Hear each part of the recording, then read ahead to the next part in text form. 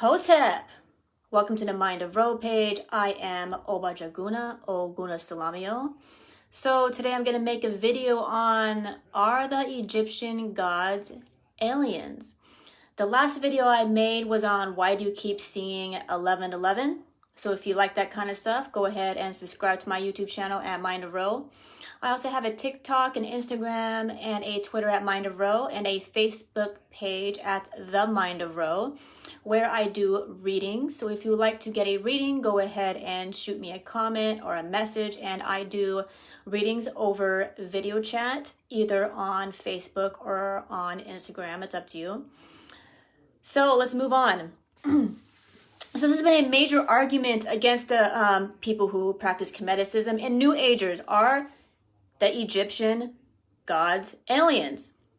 So first of all, let me define alien. The definition of alien is something belonging or relating to another person, place, or thing. Let's define what the Kemetians called the Egyptian gods. They were called the Neteru, or in other words, Neter or Neter. Neter meaning nature. Therefore, Neter means divine principles. So a lot of people want to argue between if they were gods or if they're aliens. So let's define God. God means having power of nature. So let's define force of nature, first of all. Now, yes, I would say that the Neteru are associated with the ocean and herbs and stuff like that. But when I say nature, that's not really what I mean, okay? So a force of nature is not only defined as having a strong personality or character, a force of nature also is defined as the whole entire system of the galaxy, the stars, the planets, all living things, atoms and molecules, and how they interact with each other. So basically what this says is the stories of the Neteru are the stories of the universe coming into existence. So I'm going to break it down really quick on what that really means. So basically what I'm telling you is, no, the Egyptian gods are not aliens. And they might be alien to you if you're unfamiliar and you don't understand the nature of the universe and how the Neteru plays a part in that, then it might feel alien to you. But they're not aliens. And the reason why is because an alien, like I said earlier, is defined as something that's not a part of here or there. And the Neteru are a part of everywhere. According to the ancient Kemetian holy texts, every story of every character and every Neter is basically an aspect of the universe and how they play that specific role within the universe. So the best way to know exactly which role they play is the meaning behind their name. A lot of times you will look them up and you'll notice it'll say God of, let's say Ra is a god of. Basically, you could break it down to Neter of, as in the nature of.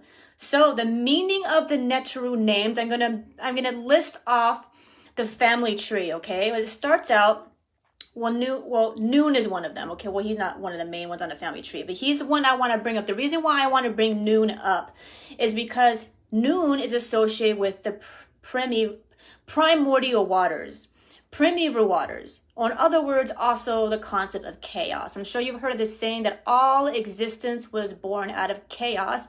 Therefore, that's who Noon is associated with. Some people might say Noon is a he. Some people might say Noon can be a she. Or Noon is actually more like an it. It's an aspect of the universe that all existence was born out of.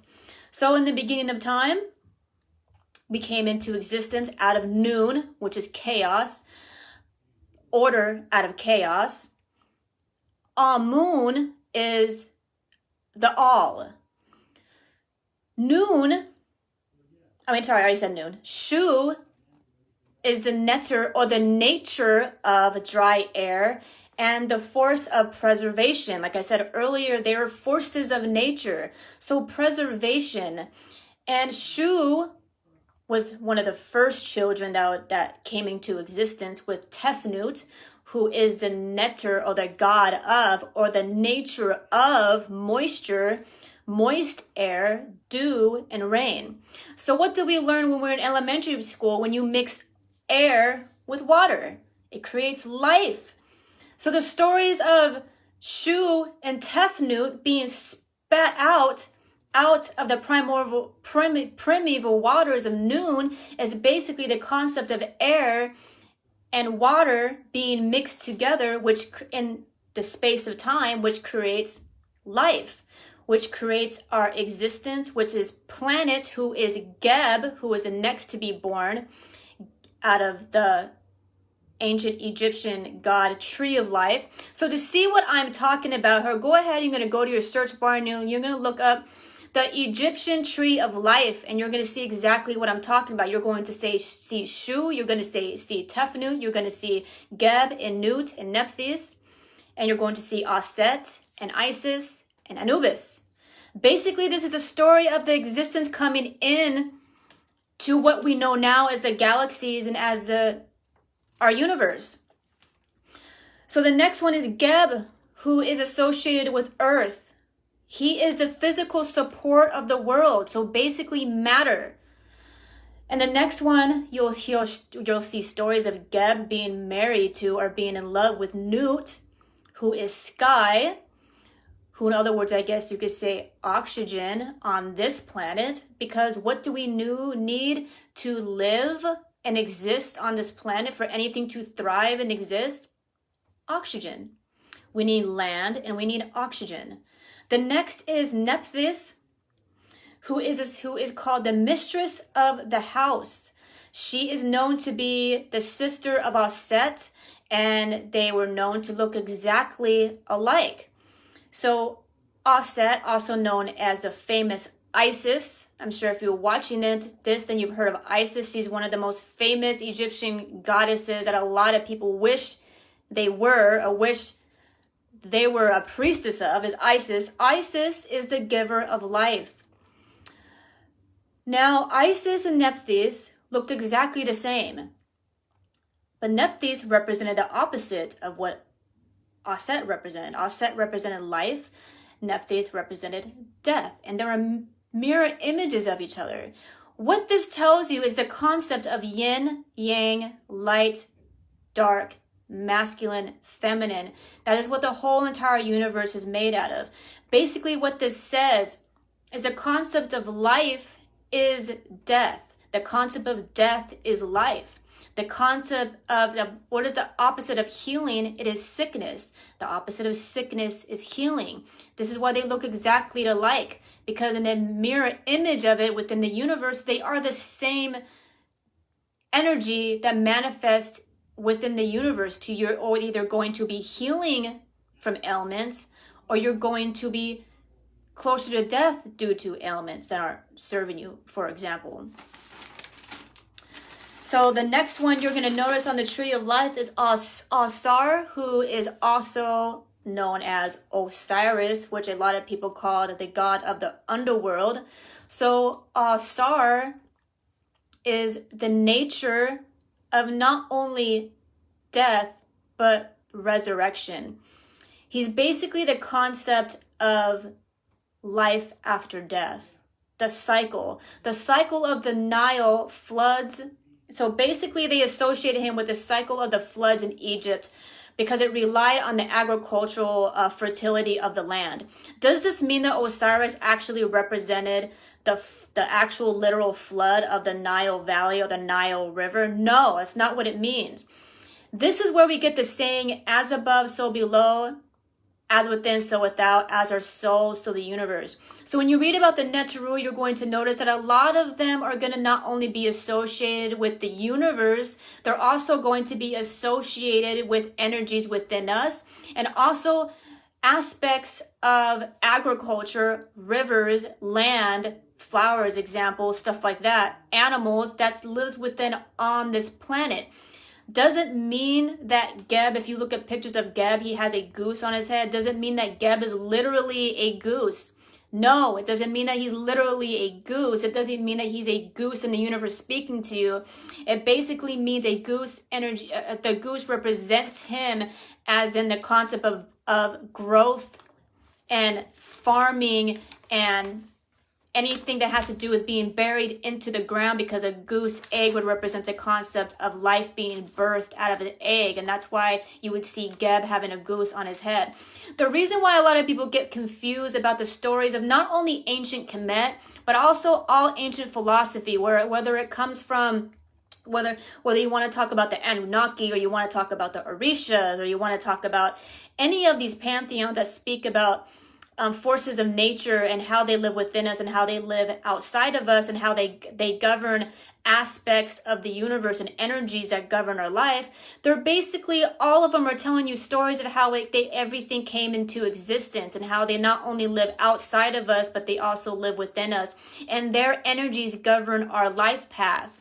So I'm also in Ianifa. I do a lot of readings and I speak about the Orishas a lot, and the Eshus and the Papageras and the Loa and stuff like that. Basically, they all come in that category. They all have their own characteristics. They have their own, like I said earlier, force of nature is a strong personality type, strong character, and also their job they play within the galaxy, basically is what that is. So before I get I'm going to actually go into the personality types of these Neteru. I'm going to do really quick basics. I have something to do after this, so you can understand or really think about how they live within you and without you. But before that, we're going to get into the story of Set. So Set is one of the major characters that you're going to see all over the internet being labeled as the devil. Okay, the Set is not the devil. I'm going to give you multiple reasons why. Number one, first of all, the devil is a Christian concept. The ancient Kemetians don't believe in the devil. Okay, we all have respect. The ancient Kemetians have the utmost respect for all of nature, even the natures that live in our life that we don't clearly understand. Like when we go through chaos and we go through problems, we go through losses, we want to demonize and say it's the devil and it's this and this and that and blah, blah, blah, blah. According to the ancient Kemetians, everything is in divine order.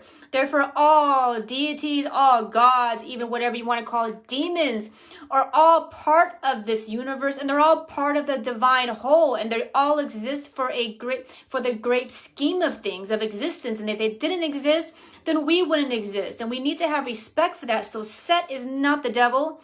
Set is the nature of war, chaos, and storms. Now, why would we need war? I'm going to go into that because the next one, who is the closest to Set, is Heru. If you read about the Neteru, you're going to hear about stories of Heru and Set fighting each other. But guess what? Heru is also known as Horus. If it wasn't for Set, Horus wouldn't even exist. We would have no need for Horus at all if Set didn't exist. Set is also known to be very good and close friends with Ra, who is the nature of the sun or light of existence, or what you could call the Big Bang, which people say is a theory, but I don't believe it's a theory at all because the ancient Kemetians have been talking about this for centuries. The reason why we have war is because you need friction to exist. If everything just fell in your lap, you would have no strength. You would have no warrior. You would have no need to have a warrior aspect to yourself. So let's go back to the story of Ra. Ra is the sun of existence. When you get really close to the sun, do you think it feels good to get that close to the sun? No, it's going to burn the crap out of you because it's a very powerful thing. The sun is so freaking powerful, it'll burn the shit out of you and you would die. You can't go to the sun because it's powerful. What does that power come from? The power comes from the energy of war. You need the energy of war to exist. If there was no inner need to war, then you would have no need to exist and everything would cease to exist. This is why we have Set. This is why the ancient Kemetians, you see plenty of pictures of them bowing to Set. Because if it wasn't for Set, we wouldn't exist. If it wasn't for any of the Neteru, we wouldn't exist. If it wasn't for Set, Ra wouldn't exist. Ra is the light of existence. If it wasn't for Set, Horus wouldn't exist. Osiris wouldn't exist.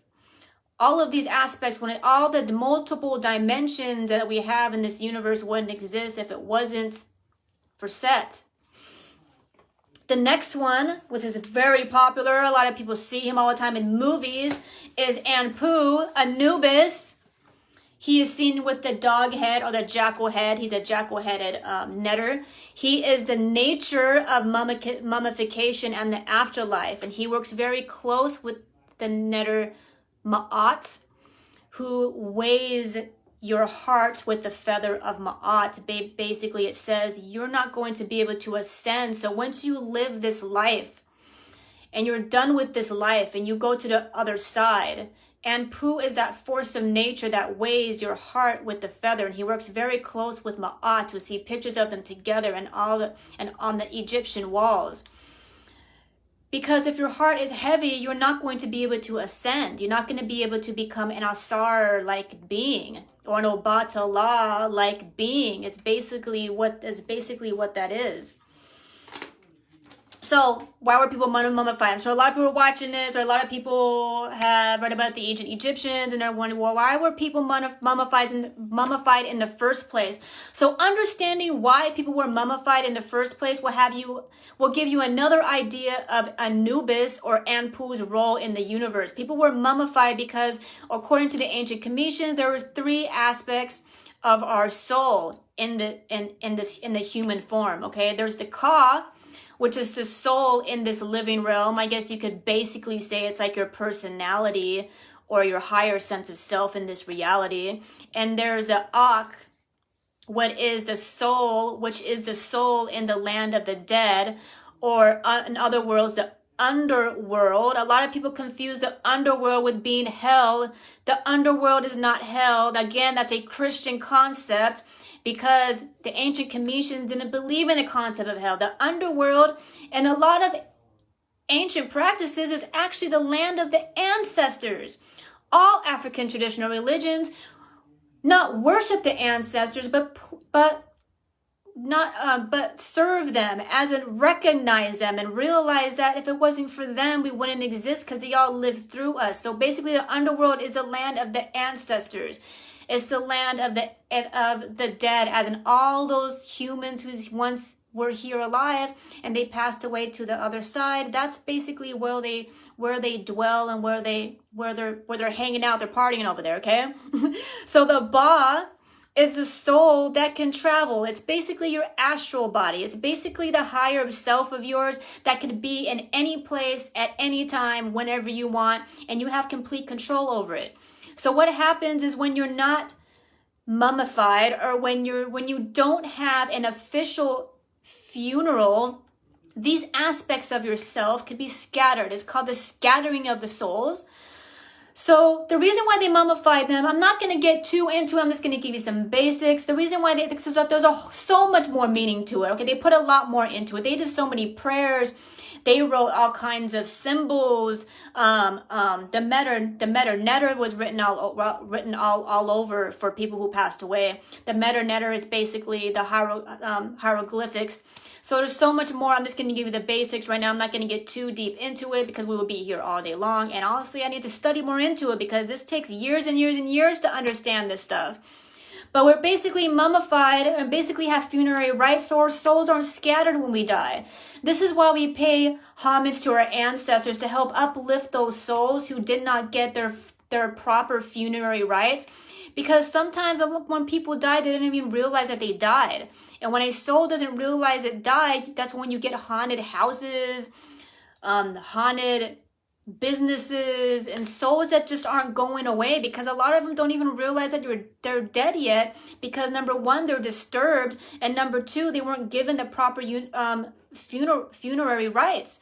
So this is why they mummified their people. This is why they mummified and took the time to mummify people who were queens and kings and priests and priestesses and stuff like that. They believed in making sure your soul didn't get scattered. Basically, what that is the concept of the story of Osiris or Osar being scattered and broken into pieces by Set. And Set and Nepthys put Osiris back together. Basically, that's the story of the multiple dimensions we have in this reality. So I'm sure you've noticed you don't remember where you were before you came into this life. Does it mean you didn't exist? Absolutely not. Our souls are so much older than our body. So basically the story of Osiris and the reason why we get mummified is all aligned together, because To ascend is basically being able to put all our pieces together, as in we have another dimensional version of ourselves in every single dimension.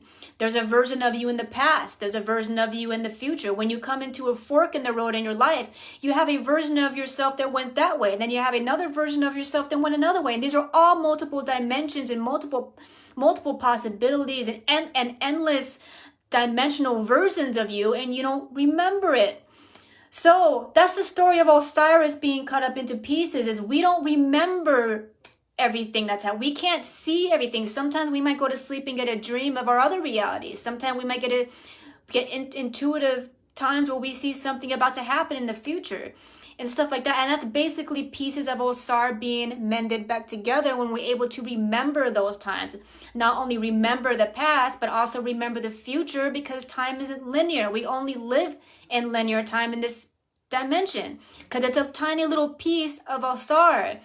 So that's why we get mummified, and that's the meaning, another meaning of Anubis, because he helps us with that. He's a mummification, and he also is the judger on identifying who deserves to be one and whole and ascend, as in being one with all of the whole entire universe, and who doesn't deserve it.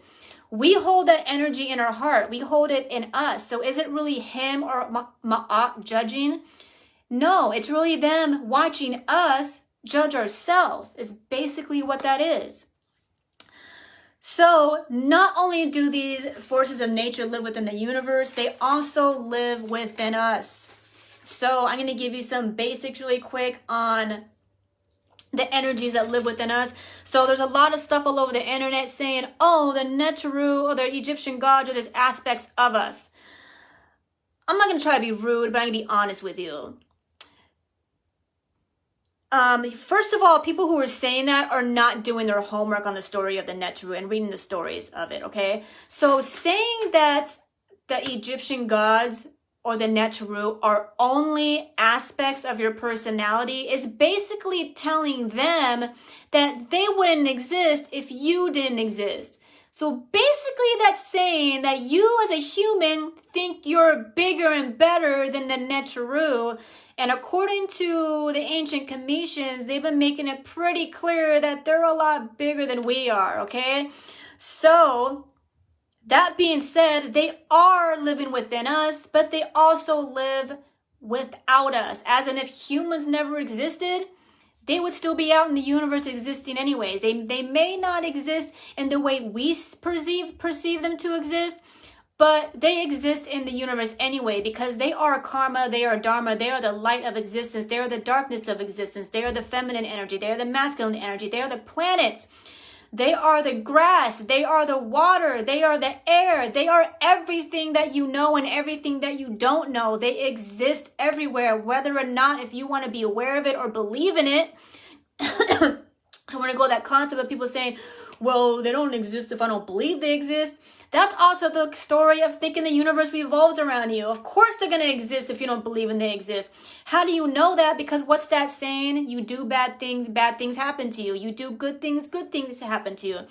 Because it's the nature of the universe, and they govern that nature. They govern that if you constantly are stressed out all the time, you're going to get sick. If you're happy all the time, you're going to live a long, happy life, because that's the nature of the universe, or the nature of this universe that we live in, because I believe there's multiple universes.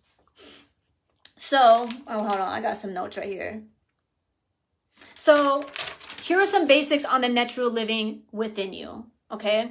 So Heru within you is basically your need and your want to exist, because he has a lot of warlike energy. So when you have that need to fight to own a business, to fight for your children, to fight for your friend, or to fight for a job that you want, or to go to school and to graduate, that energy that lives within you is not only Heru, but that's the energy of Huruk-Huti, because that's the inner war to want to fight and be aggressive and to exist. So when you summon these beings like Huruk-Huti or Heru, they help you with that energy, that willpower. Aset, who is known to be the mother of the universe that all existence came out of. She is birth itself. She's also nourishment, because to want to birth something, you must want it somehow, some way, right? You must have some kind of love for it. You must have some kind of nourishment for it. Therefore, that's who Aset is. And that's who Aset is when she lives within us. When we feel like we're motherly, we feel like we want to care for ourselves and care for others and nourish others and be there for others. That's the energy of Aset living through us. Ma'at is the inner knowing, when we know what is right and what is wrong. That is when Ma'at lives through us. A lot of people try to act like they don't know. We all know right from wrong. We all know what's in our heart. That's basically Ma'at living through us. So Bek is our ability to communicate. He's a lot more than that. There's a lot more information on all these netters, but so Bek within us, when he lives through us, he gives us the ability to communicate. He gives us the ability to be able to make change within our life, to be able to be open to change in our life. When Tahuti lives through us, or in other words, Thoth lives through us, that's our intuition. Tahuti is the nectar of divinity and wisdom and enlightenment and destiny. So when we yearn for the truth and we yearn to wonder what our destiny is, and we yearn for wisdom and knowledge, and we read books because we want to understand the past and we want to understand ourselves and we want to understand the future, and then we're very intuitive. When we get in touch with our intuition and we feel like I probably shouldn't be going this way and I should be going that way, that's basically Tahuti living through you. That's his energy living through you. All-Star, that energy is the energy of enlightenment. So when you feel like you're really calm and you want to be above, not saying that you're better, but be above all the chaos and be away from all the negativity and all that, and you seek for that peace and that calm life, and you want to meditate and you feel enlightened and you don't get caught up in arguments. That's when All-Star is living through you. But these energies understand that they live outside of you as well. The reason why they live within you is because we're all connected. As above, so below, as within, so without, as our soul, so the universe. So if you want to know how the universe came into existence, when you study into the stories of the Neteru, the Anunnaki, and the Orisha, they explain to you and how everything came into existence, and how not only did that existence come into play in the beginning of time, but how that existence plays within our life and within our path that we live every single day.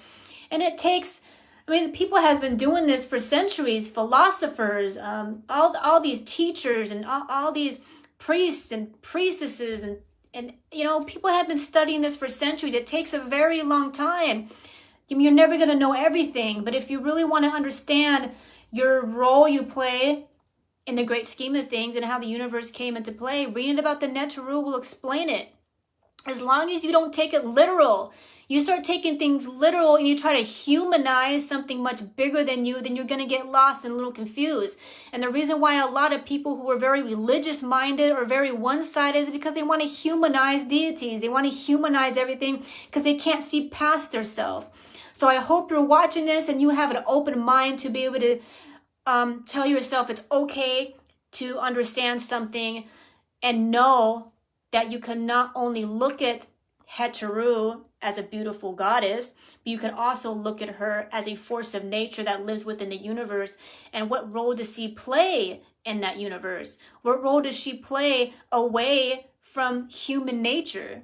And that's when you really get enlightened. When you start asking questions like that, that's when you really be able to tap into that inner All-Star within yourself, because you start to see things from a much higher perspective.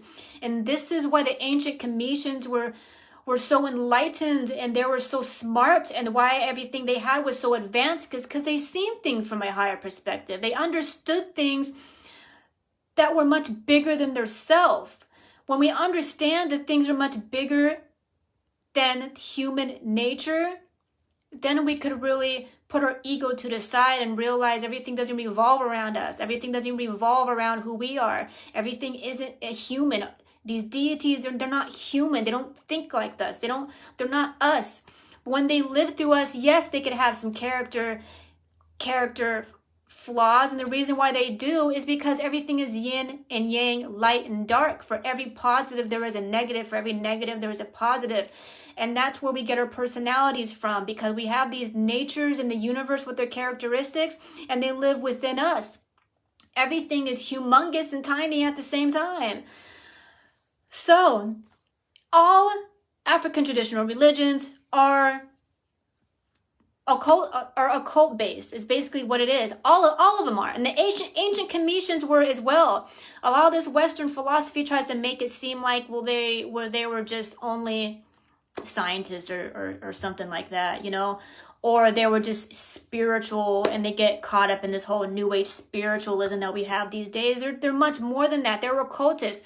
All African traditional religions are based off occult knowledge and occult wisdom. What I mean by that is basically the concepts of working with these deities, and what kind of offers do you need to give these deities so they could do things for you in your life to make your life better. Not only to give you powers you need within yourself and certain energies that maybe you don't have and you need, like more confidence, more nourishment, fertility, stuff like that, but also be able to sway your life in a way to where you're not going through any more chaos because these energies are being appeased somehow, some way. That's what occult knowledge is. That's why people has been studying this for centuries and centuries and centuries, and why Africa religions are based off of this, whether it's Vodun, whether it's Kumbanda, whether it's Ifa, whatever it is, they're all based on this kind of concept. So that's all I have for you guys for today. So basically, in a nutshell, no, the Egyptian gods are not aliens. They may be alien to you, but they are not alien because they are everywhere and because they are nature. And that's why the ancient Cometians called them Neter, and they called them Neteru, because they are the nature of the universe.